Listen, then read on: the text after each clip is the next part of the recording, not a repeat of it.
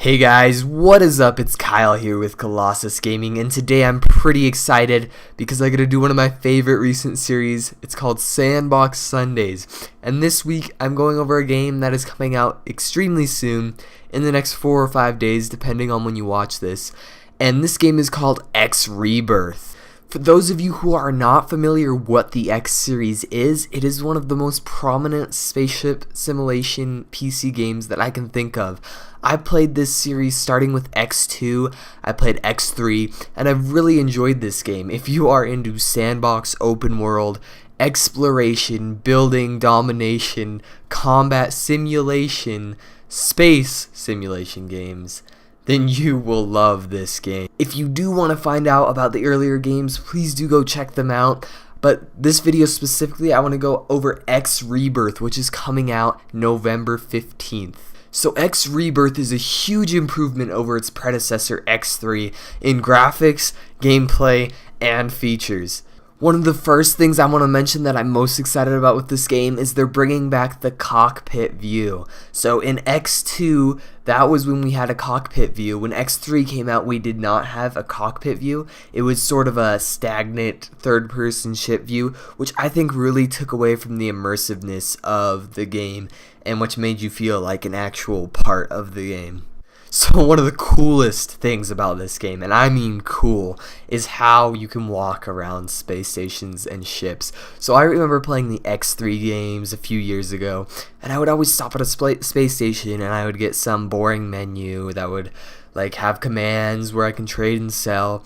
And that was another thing that really took away from the immersiveness of the game. And now in X-Rebirth, you will be able to walk around your spaceship, you'll be able to talk to your crew members, you'll be able to land on space stations, walk around the space stations, trade with people rather than just some AI system, which seems really constant throughout X3.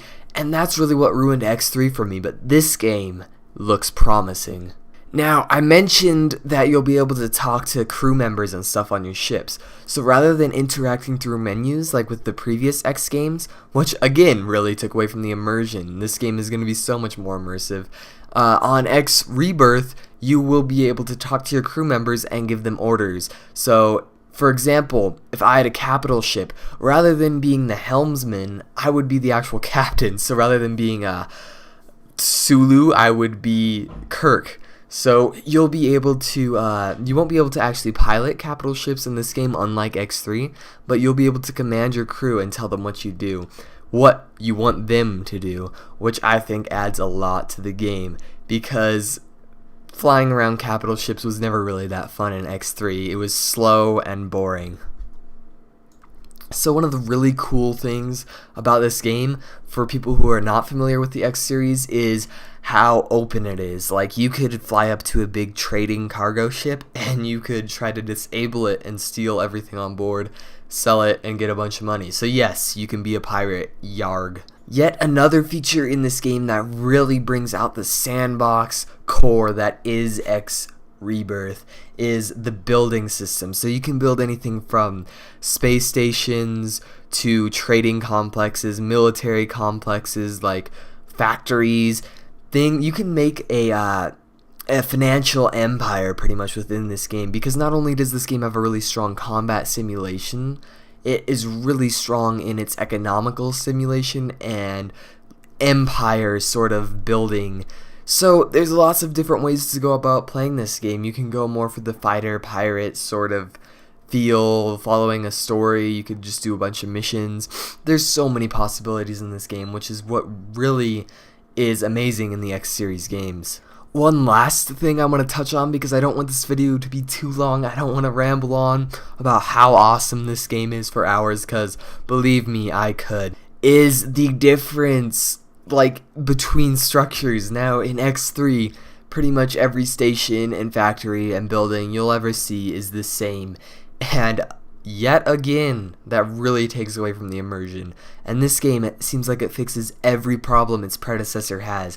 This game has sprawling space cities. It has little teeny hole-in-the-wall space stations that are really sketchy.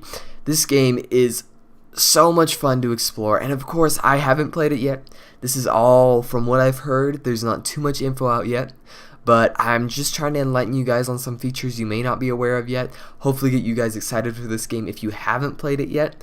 I will leave a link down in the description for a features page and a page where you can pre-order the game. If you're into sandbox games or space simulation games or space combat games, I really would suggest you guys check this game out because it is awesome. Thanks for watching, guys. If you want to see more content from me, Kyle, make sure you subscribe to my channel, Colossus Gaming, because then all my content that I upload will show up on your guys' feed so you can keep up to date with this game or other games you're interested in that I might be uploading. Also, if you want to see more on this game, make sure you throw it a like because that's how I judge which videos I want to do next. Until next time, guys, peace.